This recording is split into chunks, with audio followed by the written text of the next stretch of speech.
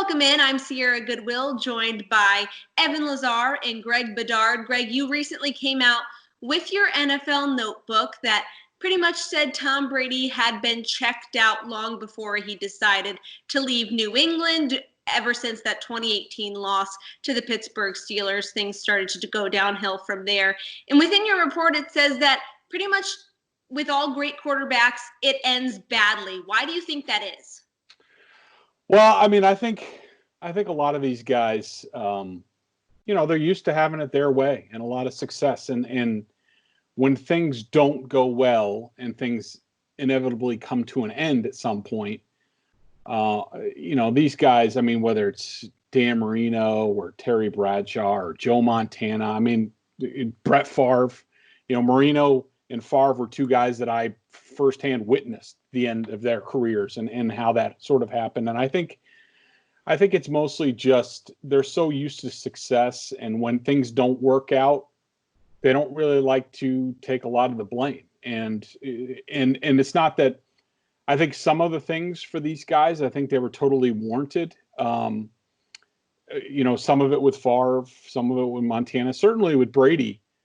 There's a lot of his issues with the Patriots towards the end, the last couple of years, I wholeheartedly agree with.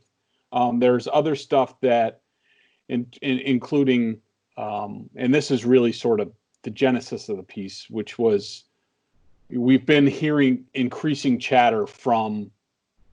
I mean, let's just face it. It's Tom Brady's thinking, and I think the reporting has been legitimate, whether it's Gary Myers or Tom Curran or Chris Gasper or whoever who are very close to the Brady side. I have no doubt that some of the things they put out there, like about problems with Josh McDaniels and about being phased out of the offense and about this and that, I have no doubt that their reporting is accurate in terms of that Brady and his people believe these things. I think that's true. Actually, I know that's true because I've talked to some of these same people.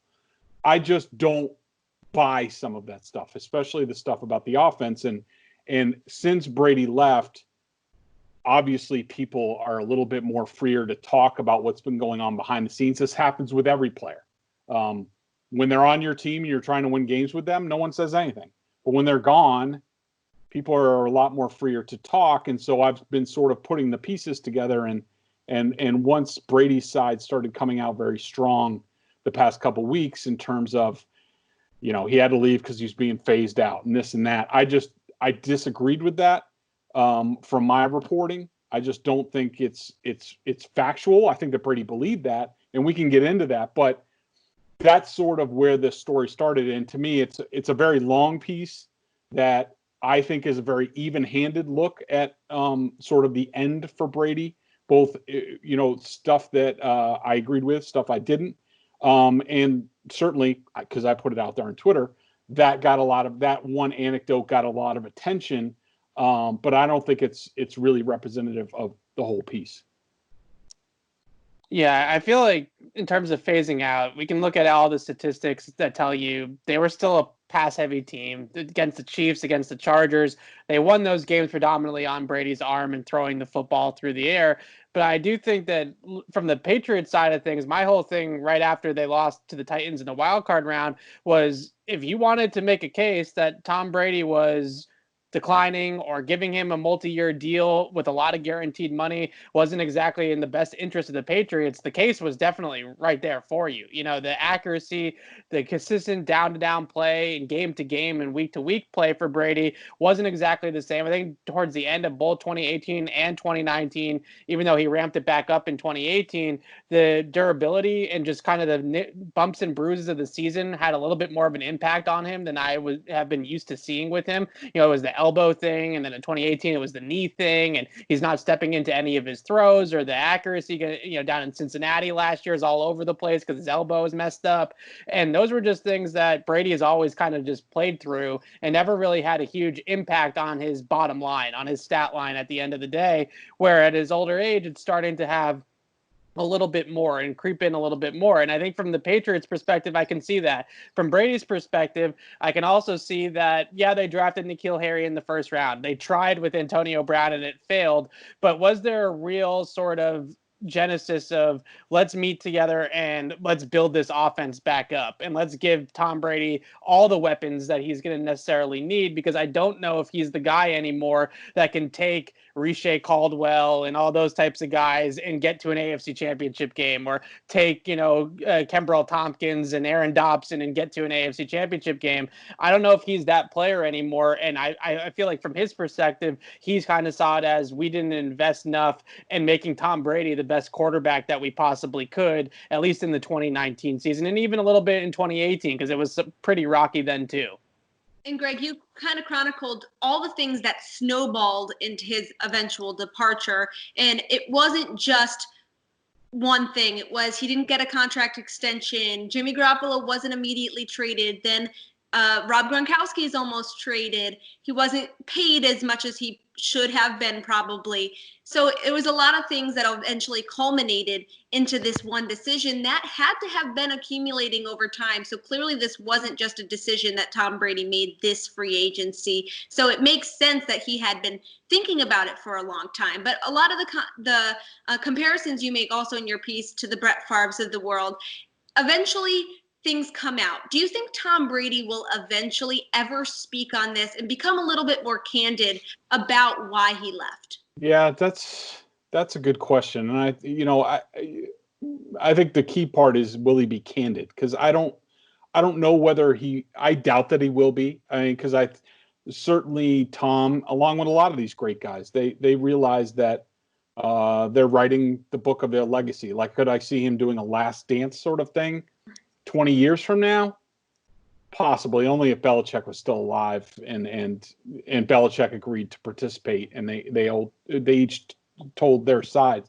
But I think that you're right to point out, and this is something, I mean, even around the time of the Seth Wickersham piece a few years ago, I had been reporting on radio, and then I did my own piece around the same time as Seth's, sort of talking about the dynamics that were going on behind the scenes with Alex Guerrero and things like that.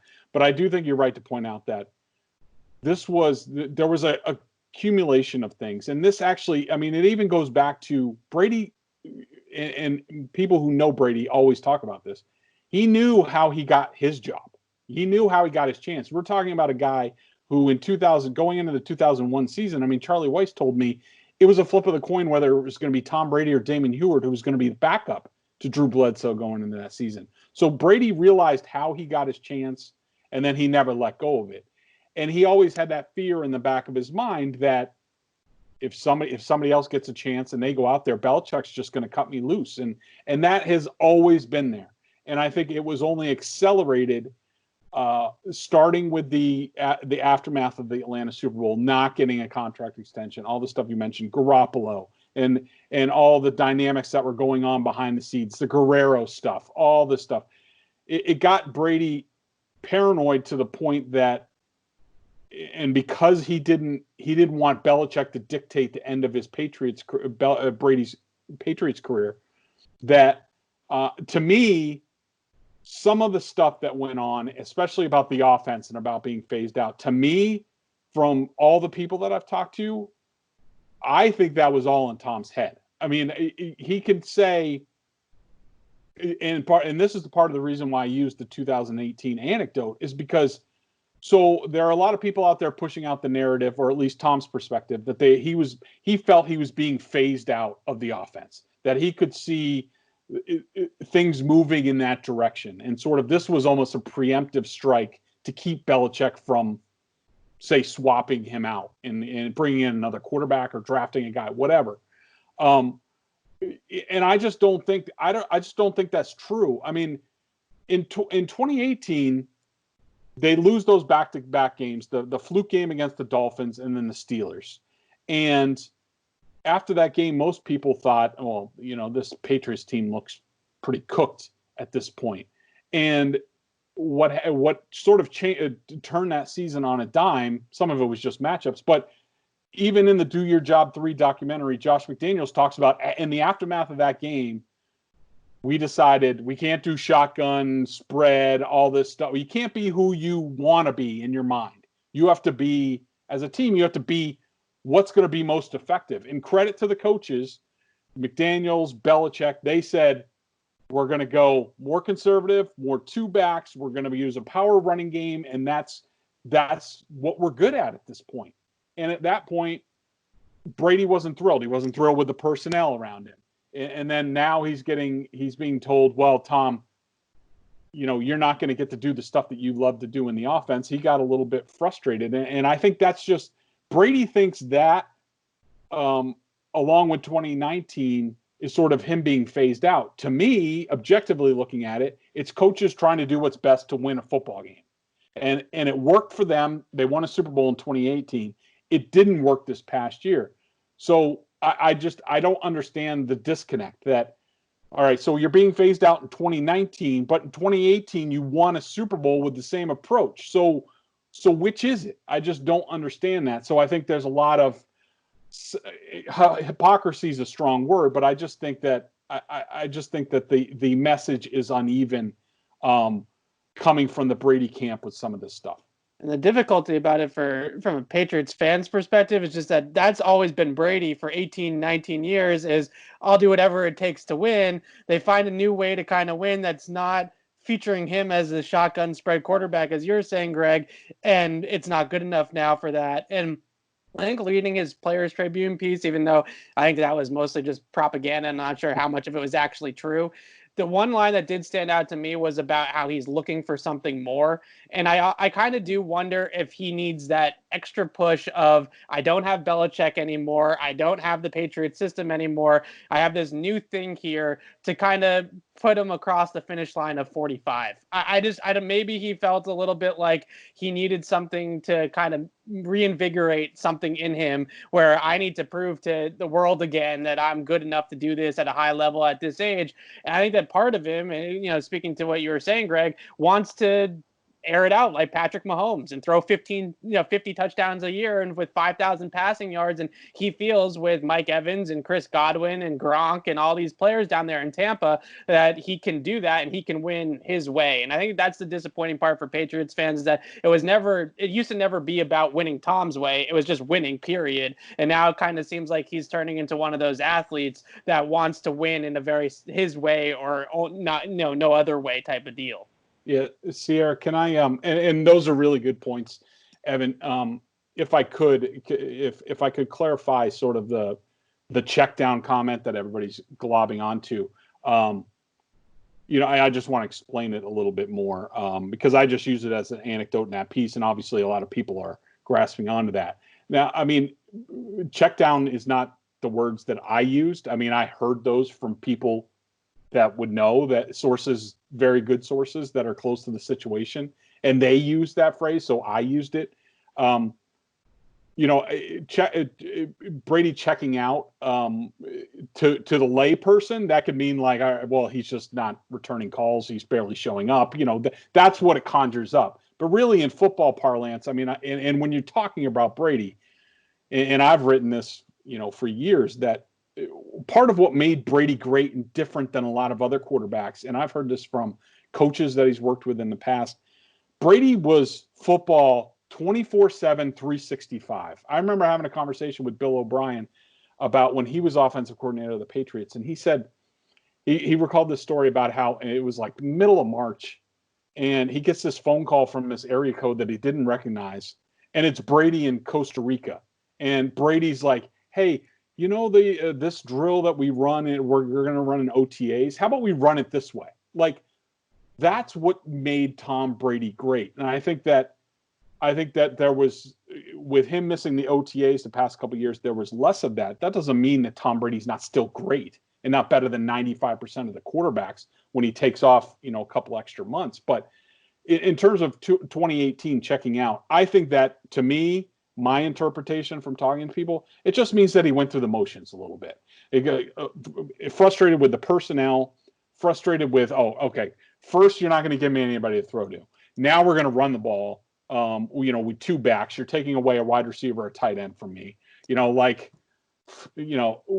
team, I feel this team's going nowhere, and maybe for a couple weeks, maybe even into the playoffs, Tom maybe dialed things back a little bit. That doesn't mean he didn't do his duties or just gave up on the season. That's not what that means. That just means that, from the people I've talked to, it just means that, he just sort of, relaxed a little bit, threw his hands up a little bit for a time, not all the time. And also, checking out doesn't mean he doesn't show up on game day or stops playing. Obviously, he's going to do that. But a football work week is 7 days. There's a lot of work that goes into a football game from Monday through Saturday that maybe he just wasn't doing as much as he used to do. And to people around the Patriots and around Brady, to them, that amounts to him checking out.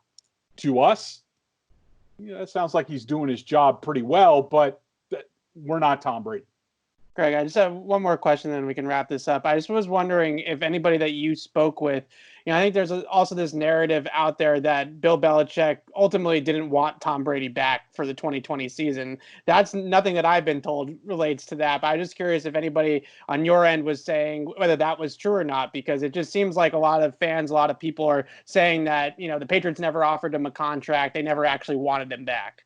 Yeah, no, I haven't heard that from anybody, Evan. And in fact, from the people that I spoke with all off season, and this is sort of the way I tilted my coverage of, Brady's free agency, is I thought he was going to be back. I thought, I think that the Patriots, and this goes for a lot of things, related to Brady, including maybe he wasn't the focal point in the offense. Well, every single player. And if you're not there in OTAs, sometimes that doesn't go well for every player, like a Wes Welker or somebody like that. That doesn't go well for them either. I think that they looked at the market, and they didn't think Brady was going to have much of a market outside of a Tampa Bay or LA Chargers. And they gauged that and said, well, if we offer him $15 million, he'll take that from us over X amount from a Tampa Bay or LA. He's not going to go there. And I think that's what they thought. That was their plan. He was in their plans. I think he was plan number one, but it didn't work out. So they quickly moved on to plan B. But in my mind, from the people that I've all talked with, I have not heard once from anybody that from Bill Belichick for the past couple of years, no one has talked about, yeah, we're moving away from Brady. We're moving on. I never heard that. And I never heard anybody just say, well, Brady's going to sign elsewhere, so we're moving on. No, in my reporting, the Patriots wanted Tom Brady back. They hoped it was going to happen, but that's the way things go. Well, you can check out Greg's entire piece on bostonsportsjournal.com. And for all of our Patriots coverage, find it on our website at clnsmedia.com. And don't forget to subscribe to our YouTube channel at Patriots Press Pass.